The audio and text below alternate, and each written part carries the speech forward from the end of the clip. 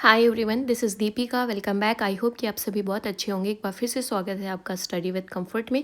तो जैसा कि आप देख पा रहे हैं, आज का जो सेशन रहेगा वो हम डिस्कस करेंगे application of ICT in research.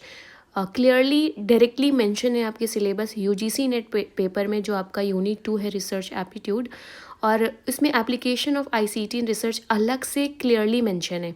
तो जो एप्लीकेशंस हैं आईसीटी की, उसमें कुछ इम्पॉर्टेंट सॉफ्टवेयर या टेक्नोलॉजी पूछी जाती है, जैसे कि शोध गंगा, या आपने शोध सिंधु के बारे में सुना होगा, या शोध शुद्धि जो आपका प्लेगरिज्म को टेस्ट करने के लिए है, इसके बारे में।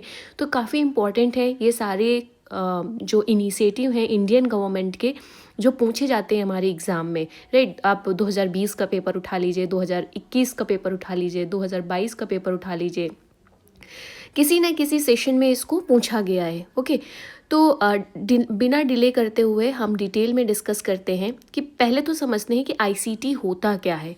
राइट, आईसीटी बेसिकली है क्या?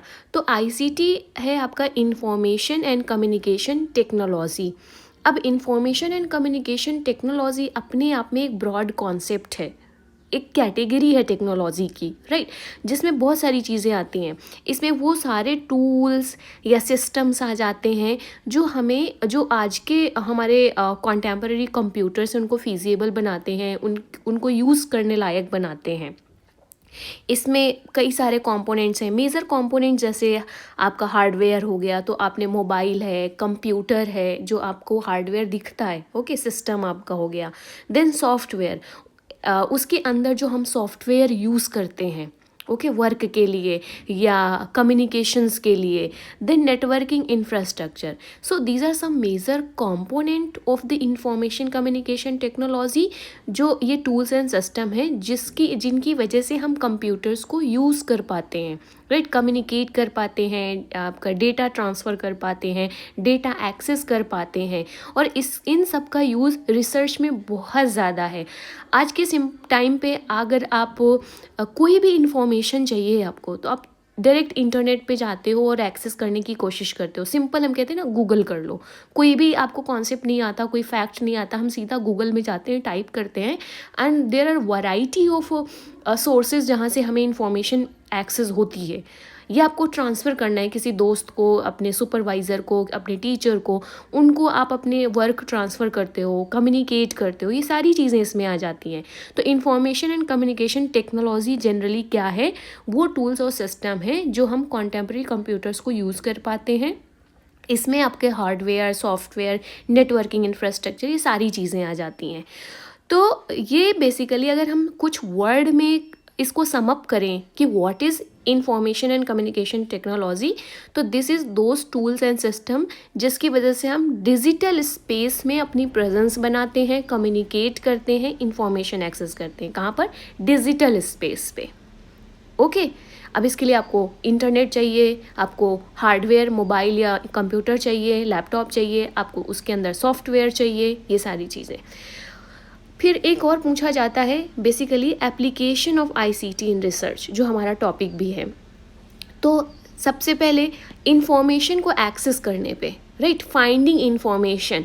आपको किसी टॉपिक के बारे में क्लैरिटी नहीं है, फॉर एग्जांपल हम रिसर्च मेथड के बारे में ही हमें क्लैरिटी नहीं है, हम जाएंगे सिंपली गूगल करेंगे, या बहुत सारे वहाँ पर आपके डिपॉजिटरीज़ हैं जहाँ पर हमें ऑनलाइन कंटेंट मिलता है, वहाँ जाएंगे और हम इसके बारे में पढ़ेंगे। राइट, तो इंफॉर्मेशन को फाइंड करने पे इसकी एप्लीकेशन है। फिर इंफॉर्मेशन को एनालाइज करने पे इसकी इंफॉर्मेशन है, जहाँ पर आप अपनी इंफॉर्मेशन को क्या करते हो? एनालाइज करते हो। राइट, कि क्रिटिकली एनालाइज करते हो, प्रॉस क्या हैं, कॉन्स क्या हैं, फैक्ट क्या हैं, बाकी सारी चीज़ें इकट्ठे करते हो। फिर मैनेजिंग इंफॉर्मेशन, फिर बहुत सारे टूल्स आते हैं, बहुत सारे सॉफ्टवेयर आते हैं, जहाँ पर एक जगह आप इंफॉर्मेशन को कलेक्ट करते हो, मैनेज करते हो। उसमें आप डाटा के लिए आप टेबल बनाते हो, फ्लो चार्ट बनाते हो, राइट, पॉइंट्स नोट करते हो। देन तो इन सारी चीज़ों से आपका रिसर्च इफ़ेक्टिव होता है। ओके, फिर इसके बाद से कम्युनिकेटिंग नॉलेज, आप अपनी इंफॉर्मेशन को एक्सटेंड करने के लिए एक्सटेंड करते हो टू समवन एल्स, ओके, या कम्युनिकेट कर रहे हो नॉलेज को across the subject fields. right? So you are using the information to extend and communicate the knowledge across the subject field, with your fellow researchers, with your supervisor. Then speeding of research, speeding up मतलब होता है कि अब ये जब आप information को एक जगह एक्सेस कर पा रहे हो, एनालाइज कर पा रहे हो, मैनेज कर पा रहे हो, कलेक्ट कर पा रहे हो, कम्युनिकेट कर पा रहे हो, तो एक तरीके से ये क्या करता है, आपका जो रिसर्च है उसकी प्रोग्रेस को या उसकी स्पीड को स्पीड अप करता है, आपकी प्रोग्रेस को स्पीड अप करता है, आप कम समय में ज़्यादा काम कर पाते हो। Basically this is the meaning of speeding up the research, जहाँ पर जैसे फॉर एग्जांपल आप बिना टेक्नोलॉजी का यूज़ करोगे तो हो सकता है 1 पेज लिख पाओ, 2 पेज लिख पाओ, बट टेक्नोलॉजी का यूज़ करोगे तो बहुत अच्छे से आपका रिसर्च प्रोग्रेस करेगा, कम समय में आप ज़्यादा बेटर आउटपुट, रिसर्च आउटपुट देंगे। ओके, तो एक तरीके से आप यहाँ पर ये इसका यूज़ हो गया। लिंक टू डाटाबेस, तो बहुत सारे जो ई कंटेंट प्रोवाइडर हैं, जैसे फॉर एग्जांपल शोध गंगा एक डिजिटल रिपोजिटरी है हमारे इंडियन इलेक्ट्रॉनिक थेसिस की एंड डिसर्टेशंस की, तो आपको उन डाटाबेस से लिंक करता है ICT, right? Access to the resources, आपको बहुत सारे e journals, e records, e reports, e book हो गया आपका, या जो इलेक्ट्रॉनिक वर्जन ऑफ थेसिस है, ऑलरेडी पब्लिश्ड थेसिस है, उन तक आपकी एक्सेस पहुंचाता है। इससे आपको गाइडेंस मिलता है कि किस तरीके से आपको अपना रिसर्च को कंटिन्यू करना है, कंडक्ट करना है आपको। मतलब मुझे लगता है कि इंटरनेट या जो ऑनलाइन रिसोर्सेज हैं उनका बहुत बड़ा रोल होता है आपको गाइड करने के लिए। ओके, आप अपने आप को वहाँ से गाइडेंस ले सकते हो कि आपको अपनी रिसर्च किस तरीके से कंडक्ट करना है, राइट? तो application of ICT in research हमने देखा। तो अगर हम कुछ डिजिटल इनिशिएटिव्स देखें जो गवर्नमेंट ऑफ इंडिया के द्वारा लिया गया है, बहुत इंपॉर्टेंट है, एग्ज़ाम में बहुत पूछी जाती हैं। जैसे एक आपने शोध गंगा का नाम सुना होगा। शोध गंगा क्या है? बेसिकली इंडियन थीसिस का रिजर्वॉयर है या डिजिटल रिपोजिटरी है, जो इंडिया में इंडियन इलेक्ट्रॉनिक थेसिस हैं या डिसर्टेशंस हैं उनका, मतलब वहाँ पर कलेक्ट है, वहाँ पे लोग अपनी एक तरीके से आपको ओपन एक्सेस मिल जाता है जो इंडियन थेसिस हैं उनका। वहाँ पर जैसे आपको कोई रिसर्च टॉपिक है, उससे रिलेटेड आपको कुछ थेसिस चाहिए फॉर द गाइडेंस की या फॉर एग्जांपल लिटरेचर रिव्यू के लिए, तो आपको यहाँ पर कंटेंट मिल जाएगा। आप गाइडेंस ले सकते हो कि आप किस तरीके से अपनी थेसिस को स्ट्रक्चर कर सकते हो, किस तरीके से चैप्टराइजेशन कर सकते हो। तो आपकी फील्ड में ऑलरेडी जो वर्क हुआ है आप वहाँ से गाइडेंस ले सकते हो, राइट? अपने रिसर्च को इनिशिएट करने के लिए, शुरू करने के लिए, अब या अपनी रिसर्च को एक तरीके से फ्रेम करने के लिए। तो शोध गंगा क्या है? डिजिटल रिपोजिटरी है Indian electronic thesis and dissertation को, और ये जो इनिशिएटिव है ये सेटअप किया गया है बाई इन्फ्लिबनेट सेंटर के द्वारा। इसका फुल फॉर्म होता है, कई बार एग्जाम में इसका फुल फॉर्म भी पूछा गया है, तो information and library network centre, जो गांधीनगर पे लोकेटेड है गुजरात में, ये इंफॉर्मेशन पूछी जाती है। इंफॉर्मेशन एंड लाइब्रेरी नेटवर्क के द्वारा ये इनिशिएटिव लिया गया है। ये एक ऑटोनॉमस आपका जो यूनिवर्सिटी है, ग्रुप सेंटर है, उनके द्वारा, जो यूजीसी का एक पार्ट है उसके द्वारा आपका ये मैनेज किया जाता है यहाँ पर। तो लॉन्च कब किया गया था? ये आपका जो है ये लॉन्च किया गया था 2012 में, 2012 में। किसके द्वारा? ICSSR के द्वारा, जो आपका Indian Council of Social Science and Research है, Indian Council of Social Science and Research है।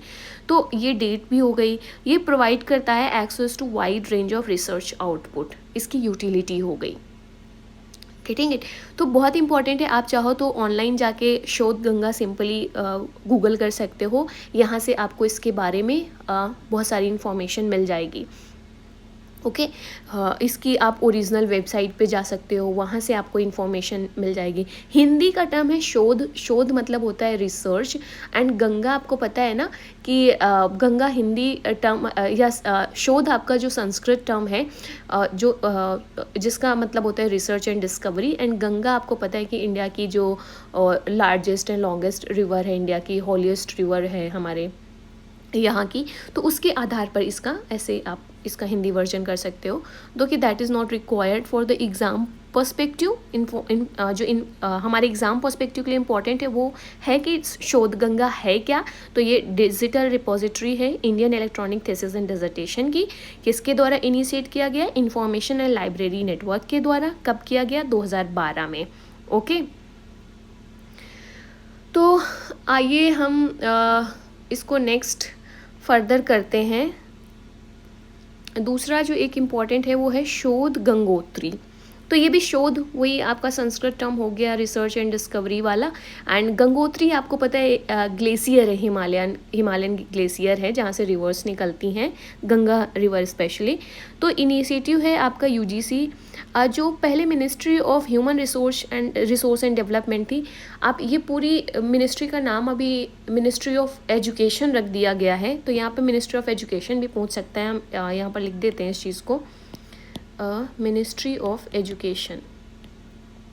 कब ये नाम बदला गया, कोई मुझे कमेंट सेक्शन में बता सकता है कि मिनिस्ट्री ऑफ एजुकेशन जो न्यू नेम है, रीनेम किया गया था इस मिनिस्ट्री को, कब किया गया, किस ईयर में? मुझे कमेंट करके बताना। राइट, नेक्स्ट आ जाते हैं हम अपने इसी में। तो ये शोध गंगोत्री क्या है? ये भी एक तरीके से रिपोजिटरी है, बट किस चीज़ की? जो रिसर्च इन प्रोग्रेस है या सिनॉप्सिस। शोध गंगा ऑलरेडी जो पब्लिश्ड थेसिस एंड डिसर्टेशन थे वो थी, और शोध गंगोत्री क्या है? जो वर्क ऑलरेडी प्रोग्रेस में चल रहा है या अप्रूव्ड सिनॉप्सिस हैं और इन पर रिसर्च कंडक्ट किया जा रहा है। अभी थेसिस फाइनल सबमिशन नहीं हुआ है। तो ये बेसिकली वो वर्क प्रोग्रेस होता है जो रिसर्च स्कॉलर्स के द्वारा यूनिवर्सिटी में कंडक्ट किया जा रहा है। उसके पहले सबसे पहले सिनॉप्सिस अप्रूव की जाती है, जो बिगिनिंग होती है किसी भी रिसर्च के लिए। ओके, तो ये इस इनिशिएटिव के तहत जो यूनिवर्सिटीज़ हैं उनके द्वारा बेसिकली यूनिवर्सिटीज़ को सजेस्ट किया गया है या उनसे रिक्वेस्ट किया गया है कि वो electronic version of the approved synopsis है उस जो सबमिट की गई हैं रिसर्च स्कॉलर्स के द्वारा, जो किसी पीएचडी प्रोग्राम में एनरोल्ड हैं, वो अपनी अप्रूव्ड सिनॉप्सिस को यहाँ पर अपलोड करें या इलेक्ट्रॉनिक वर्जन प्रोवाइड करें यहाँ पर। ओके, तो electronic version of the approved synopsis या the research which is already in the progress, तो ये आप कह सकते हो। तो ये दो इंस्टीट्यूशंस हैं जिनके द्वारा ये इनिशिएट किया गया है। Getting it. नेक्स्ट एक और पूछा जाता है ई शोध सिंधु। ये भी मिनिस्ट्री ऑफ एजुकेशन का है और इसका एम है प्रोवाइड करना ई रिसोर्सेज को, वैरायटी ऑफ ई रिसोर्सेज जैसे e journal, e book, bibliography, citation. So high quality of higher education e resources को प्रोवाइड किया जाता है यहाँ पर। ओके, तो नेक्स्ट इसका भी बहुत ज़्यादा यूज़ होता है, आपको पता है लिटरेचर रिव्यू में यूज़ होता है, इन्फॉर्मेशन को कलेक्ट करने पे, कोई कॉन्सेप्ट को समझने में यूज़ होता है ये सारी चीज़ें। एक और नेक्स्ट है शोध शुद्धि। ओके, ये एच यहाँ पे कर लीजिएगा, शोध शुद्धि। तो जैसा कि शोध मतलब हो गया रिसर्च और शुद्धि मतलब हो गया कि आप करेक्शन कर रहे हो। तो ये भी मिनिस्ट्री ऑफ एजुकेशन के द्वारा 2019 में लॉन्च किया गया था और ये basically plagiarism detection software provide करता है जो वेरियस यूनिवर्सिटीज़ हैं, जैसे कि सेंट्रल यूनिवर्सिटीज़ भी आती हैं इसमें, स्टेट यूनिवर्सिटी या deemed to be university, private university. Most of the universities को जो इंटर यूनिवर्सिटी सेंटर्स होते हैं उनको भी एक्सेस प्रोवाइड करता है इस सॉफ्टवेयर को, जो बेसिकली प्लेगरिज्म को डिटेक्ट करता है। ओके, तो यहाँ पर आप जो ओरिजिनल कंटेंट है उससे मैच होके आप देख सकते हो कि आपने जो वर्क किया है उसमें कितनी ओरिजिनलिटी है। ओके, तो ये बहुत ये जो शुद्धि के लिए बहुत इम्पॉर्टेंट है, बहुत इम्पॉर्टेंट इनिशिएटिव है। इसका एक्सेस जो यूनिवर्सिटीज़ को दिया गया है, तो जब आप थीसिस सबमिशन करते हो तो उसकी प्लेगरिज्म की रिपोर्ट बनती है, तो ये सॉफ्टवेयर प्लेगरिज्म की रिपोर्ट बनाकर देता है आपको, और बहुत ही इफ़िशियंट है, बहुत ही कम समय में, और बहुत ही इफ़ेक्टिव भी है to detect the plagiarism and all. Okay, तो ये हो गया आपका शोध शुद्धि के बारे में। तो आईसीटी इंफॉर्मेशन कम्युनिकेशन टेक्नोलॉजी का रोल बहुत ज़्यादा है रिसर्च में, और आई होप कि ये वाला जो आज का सेशन है आपको हेल्प करेगा कुछ कॉन्सेप्ट जो एग्ज़ाम में पूछे जाते हैं इस सेक्शन से, उसको टैकल करने पे। एंड कोई डाउट हो तो नीचे कमेंट करके बोल सकते हो, मुझे पूछ सकते हो। बाकी प्लीज़ चैनल को सब्सक्राइब ज़रूर करिएगा, बेल आइकन प्रेस करिएगा, जिससे कि नए लेक्चर की नोटिफिकेशन आप तक पहुंच सके। और हमने ऑलरेडी इन्वायरमेंट का यूनिट कवर कर लिया है, रिसर्च एंड एप्टीट्यूड का भी ऑलमोस्ट कवर हो गया है। अगर एंड इसके बाद से हम लोग टीचिंग एप्टीट्यूड करेंगे, जहाँ से आप जो पेपर 1 है आप उसको अच्छे से प्रिपेयर कर पाओ। और पेपर 1 बहुत क्रूशियल रोल प्ले करता है जो कट ऑफ है उसको क्रॉस करने पे, ताकि आप यूजीसी नेट जेआरएफ क्वालिफाई कर पाओ। ये हमेशा मैं कहती हूँ कि जनरली मैंने देखा है एस्पिरेंट्स को पेपर 1 को वो ओवरलुक करते हैं, अंडर एस्टिमेट करते हैं, उन्हें लगता है ये तो हम कर लेंगे, बट ऐसा नहीं है। कॉन्सेप्ट की क्लैरिटी बहुत ज़रूरी है, ताकि जो सारे ऑप्शन आपको ऑलमोस्ट सिमिलर दिखते हैं, बहुत ही माइनर डिफरेंस होता है। और अगर आपको कॉन्सेप्ट क्लैरिटी नहीं है तो आप सही ऑप्शन करेक्ट नहीं कर पाओ। आपको लगेगा कि नहीं ये सही है, बट एक्चुअली वो सही नहीं होता है। ये मतलब मेरा पर्सनल एक्सपीरियंस भी रहा है। तो मेरा जेआरएफ क्वालिफाई करने में पेपर 1 का बहुत बड़ा रोल था, इसलिए मैं आपको भी सजेस्ट करती हूँ। जनरली जिन लोगों से मैंने बात की है जिनका भी जेआरएफ हुआ है, उसमें पेपर 1 का बहुत बड़ा रोल था, राइट। क्योंकि अपने सब्जेक्ट में तो मोस्ट ऑफ द स्टूडेंट्स को कमांड होता है, थोड़ा बहुत ऊपर नीचे होता है, लेकिन पेपर 1 बहुत मेजर रोल प्ले करता है। Okay, so thank you so much guys. I hope कि ये सेशंस आपको पसंद आ रहे हों। एंड यस, दूसरों के साथ ज़रूर शेयर करिएगा, ताकि अदर स्टूडेंट्स के बीच में रीच आउट मिले। ये आपका बहुत बड़ा सपोर्ट एंड कॉन्ट्रीब्यूशन होगा इस चैनल को ग्रो करने के लिए। Thank you so much.